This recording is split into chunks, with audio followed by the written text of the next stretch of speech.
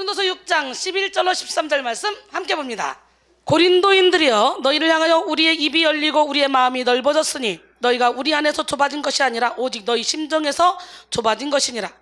내가 자녀에게 말하듯 하노니 보답하는 것으로 너희도 마음을 넓히라. 할렐루야.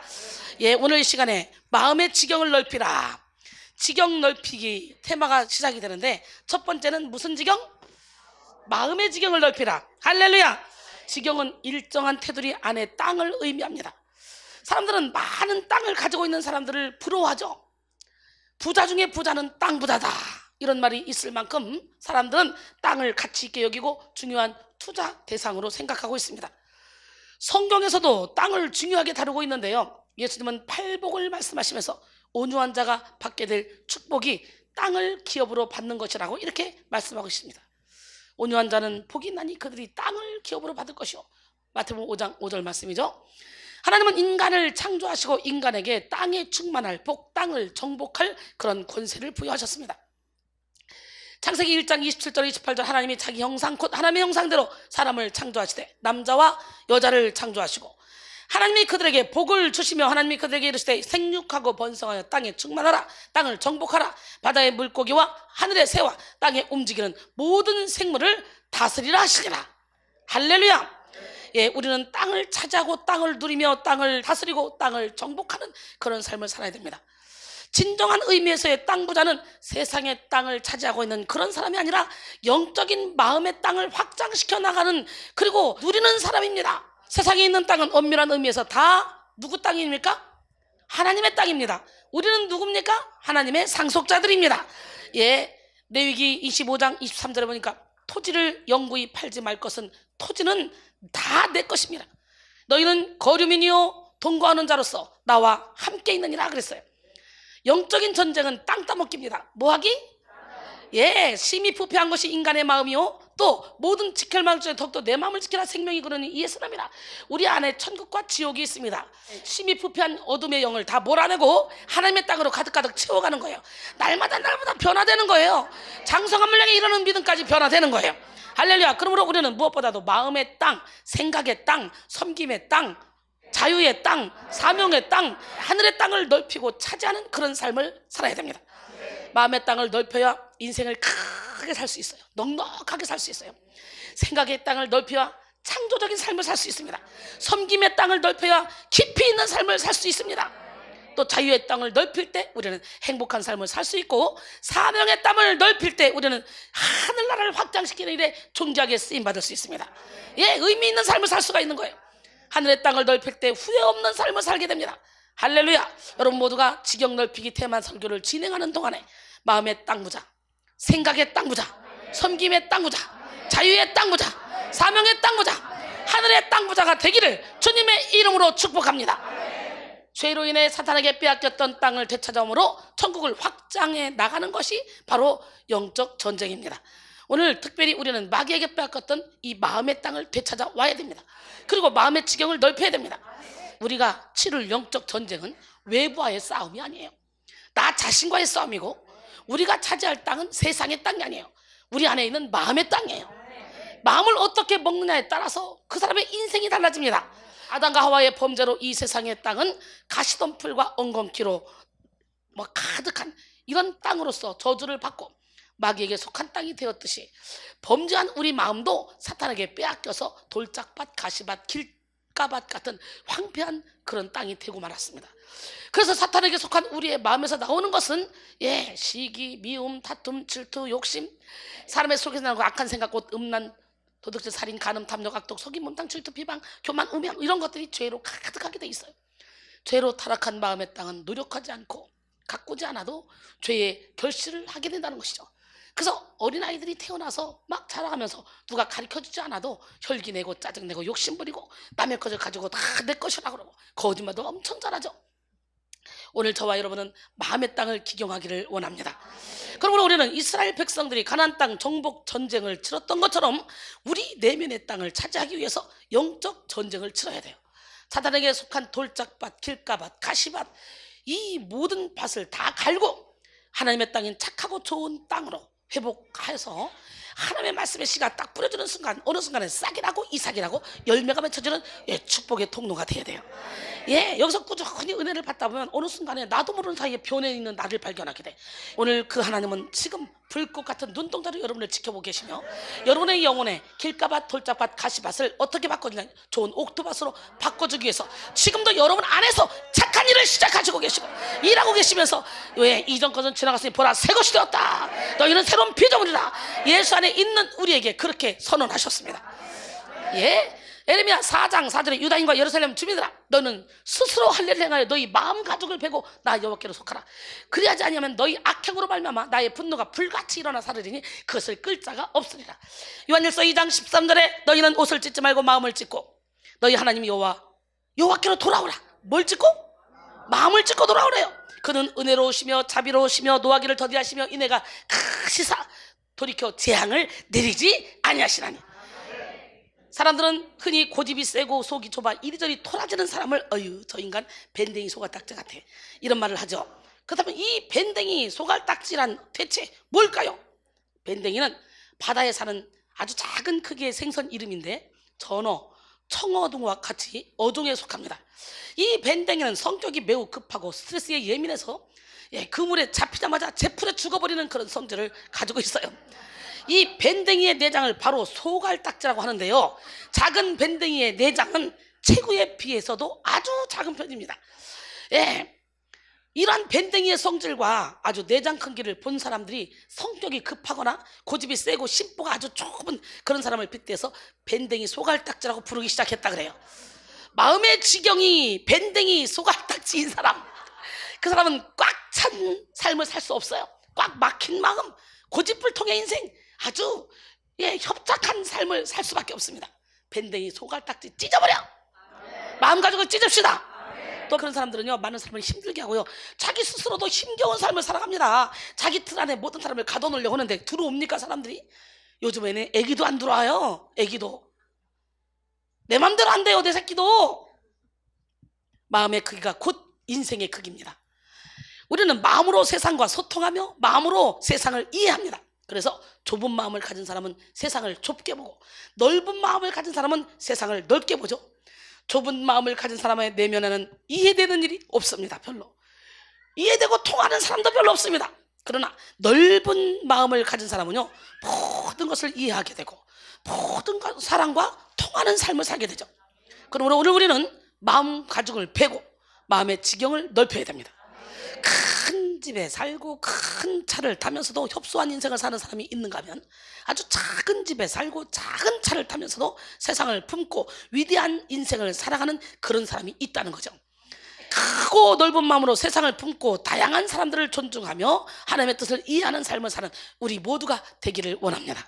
오늘 우리는 우리의 마음을 두드리는 예수님의 음성을 듣고 마음의 눈을 활짝 열고 예수님을 증인으로 모셔드려야 됩니다.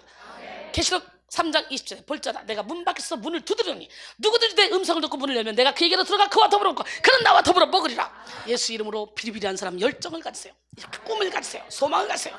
우리는 마음을 여는 만큼 커진다는 거 다시 한번 깨닫고 문을 두드리신 하나님 앞에 마음을 활짝 열어드리길 원합니다. 할렐루야.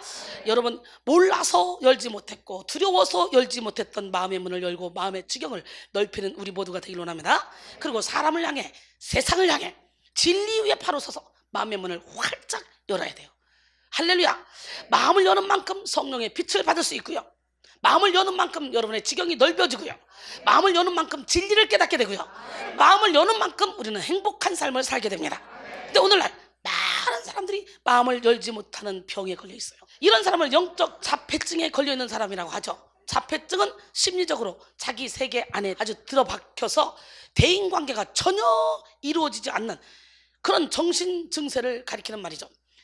마음의 공간이 너무 작아서 그 누구도 받아들일 수 없는 그런 고립된 상태가 영적 자폐증이에요. 자폐증을 가진 사람들은 비정상적으로 자기 자신에게 몰입합니다.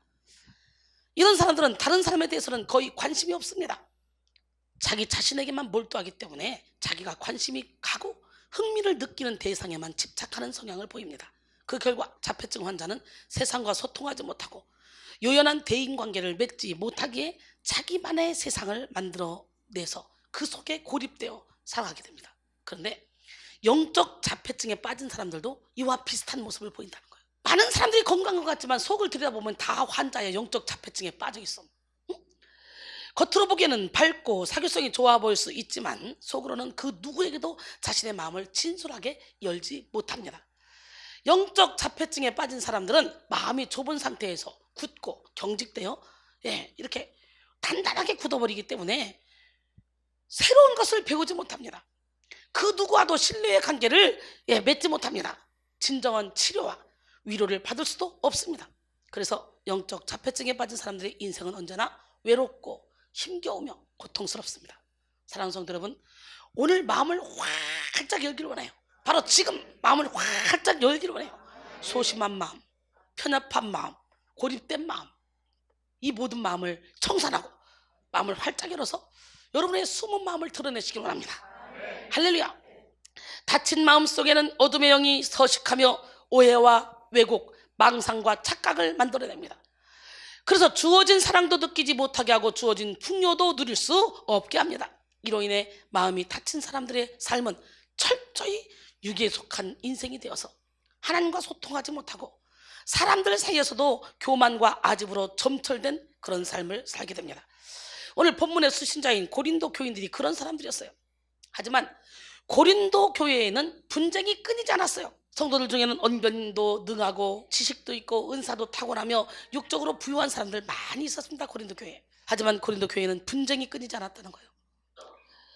기도를 많이 하는데 교만했고, 방언을 하면서 시기하고 질투했고, 예언하면서 다투며 싸우는 일이 많았습니다.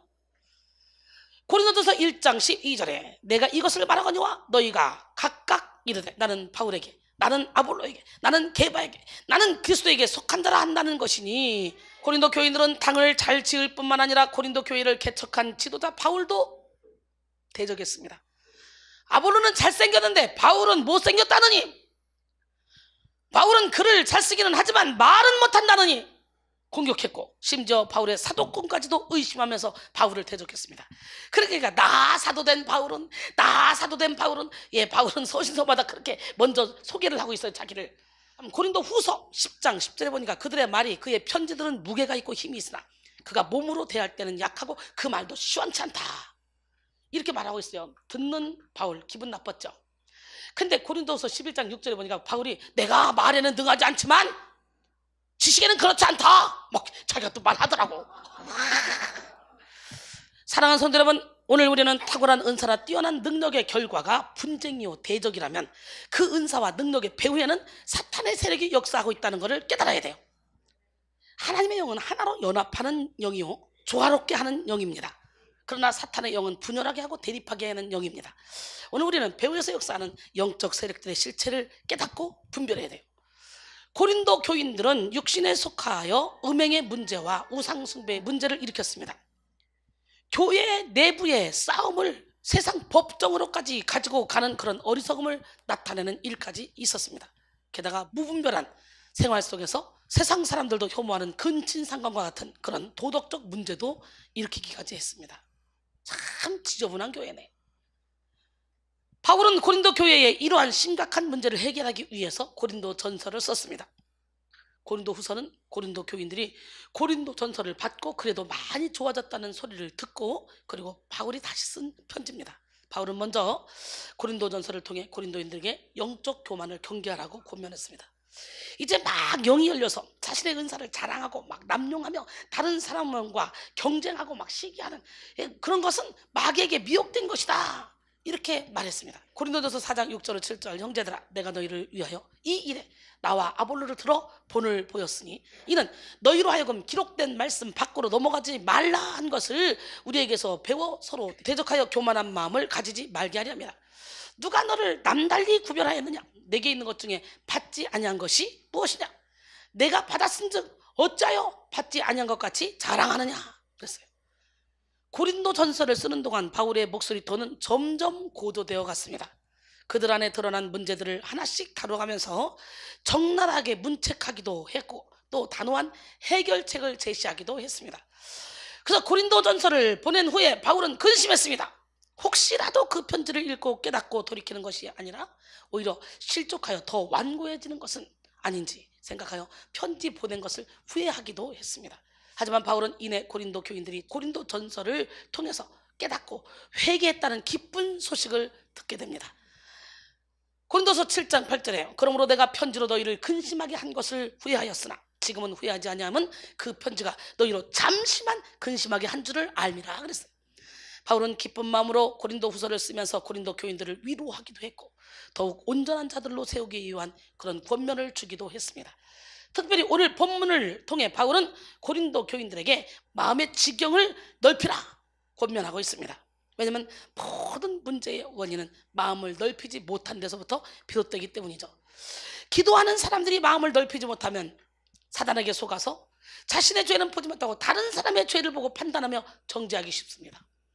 은사를 받은 사람들이 마음을 넓히지 못하면 자신과 다른 은사를 받은 사람들을 존중하지 못하고 협력하지 못합니다. 독불장군이 되어버립니다. 또한 능력을 받은 사람들이 마음의 지경을 넓히지 못하면 교만과 자기의에 쉽게 도취되어 당을 쉽게 짓고 그리고 지도자를 판단하고 대적하며 영적 교만에 빠집니다. 그러나 마음만 넓히면 모든 문제는 해결됩니다. 마음을 넓히면 다양성이 만드는 조화로움을 보게 되고 모든 것이 하나님의 은혜임을 깨닫게 되고 모든 것을 합력하여 선을 이루시는 하나님을 알게 됩니다. 넓은 마음은 크게 수용하고 더 큰 뜻을 보게 합니다. 그래서 밀턴은 사람의 마음가짐이 천국과 지옥을 결정한다고 말했습니다. 잠언 4장 23절에 모든 지킬 마음 중에 더욱더 내 마음을 지키라 생명의 근원이 이에서 납니다. 할렐루야. 오늘 여러분의 마음의 크기는 어느 정도입니까? 우리는 바다처럼 깊고 넓은 마음을 소유해야 합니다. 바다는 품지 못할 것이 없습니다. 그 어떤 별난 사람도 어려운 역경도 넉넉히 품고 깊은 평정심을 유지하는 것이 바다 같은 마음의 힘입니다.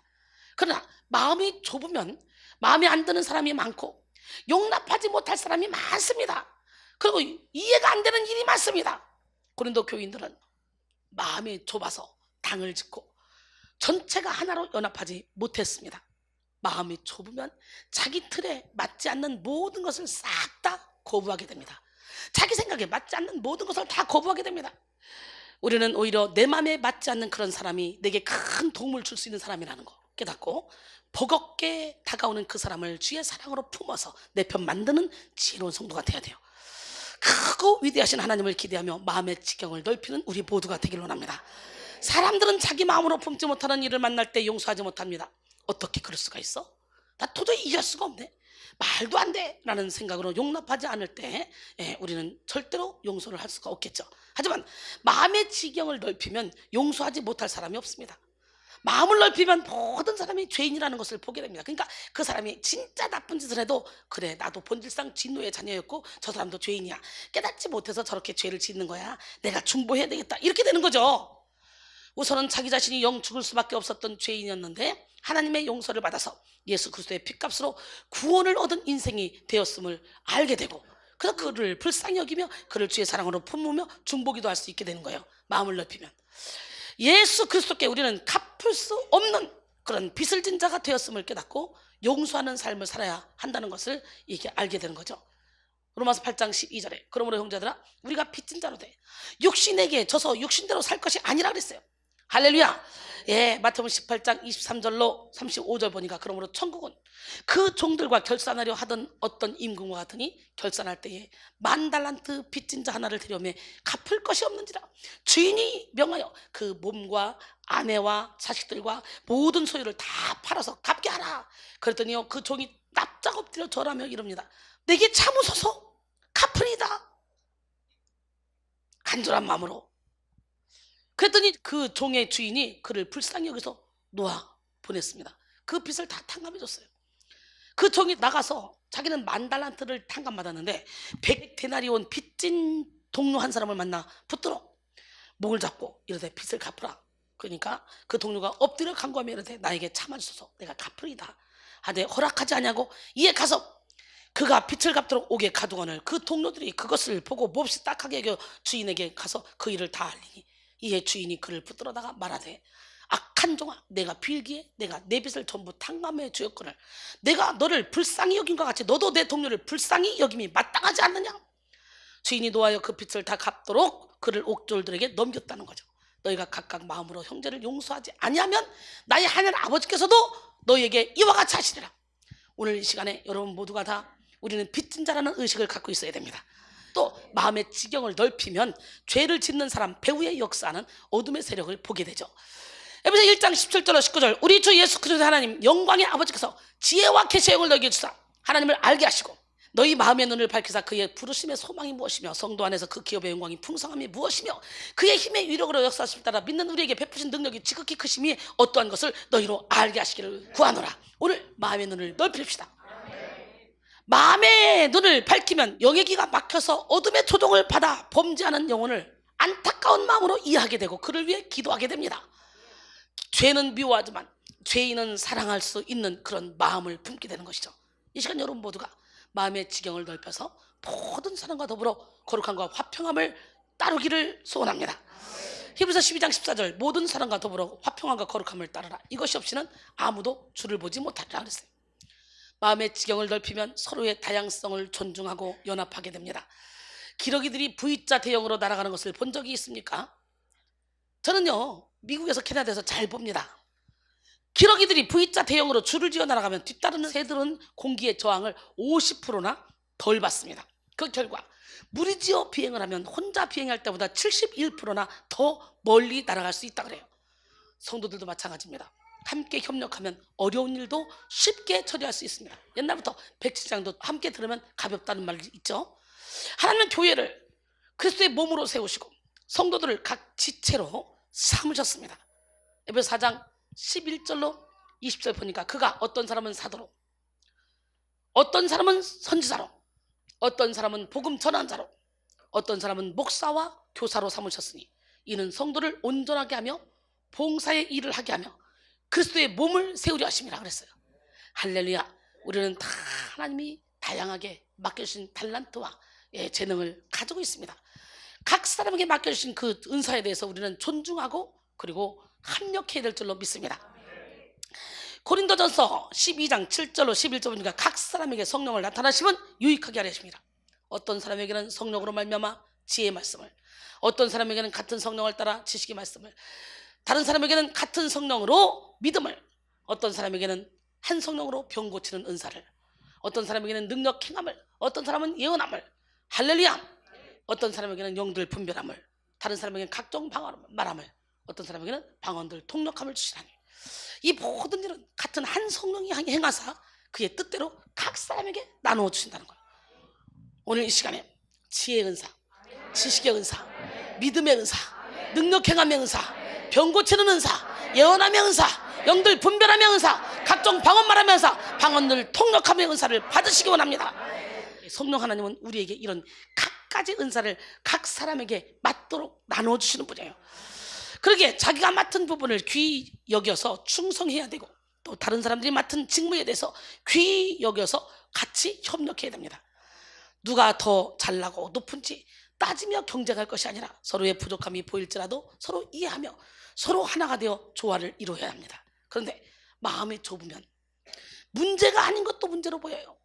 충분히 이해할 수 있는 것도 이해가 안 됩니다. 본문 12절의 말씀을 보면 너희가 우리 안에서 좁아진 것이 아니라 오직 너희 심정에서 좁아진 것이다 라고 말했습니다.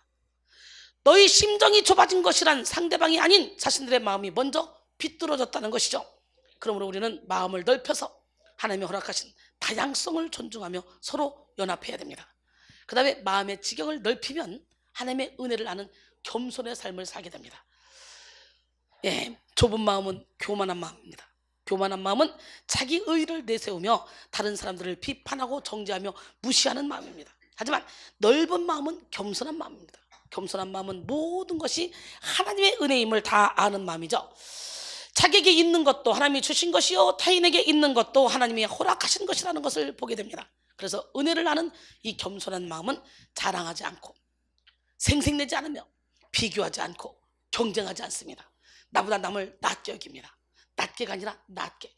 필립보 2장 1절 4절 그러므로 그리스도 안에 무슨 권면이나 사랑에 무슨 위로나 성령의 무슨 교제나 긍휼이나 자비가 있거든 마음을 같이하여 같은 사랑을 가지고 뜻을 합하며 한 마음을 품어 아무 일에든지 다툼이나 허용으로 하지 말고 오직 겸손한 마음으로 뜻을 합하여 겸손한 마음으로 각각 자기보다 남을 낮게 여기고, 낮게 각각 자기 일을 돌볼 뿐더러 또는 각각 다른 사람들의 일을 돌보아 나의 기쁨을 충만하게 하라 그랬어요.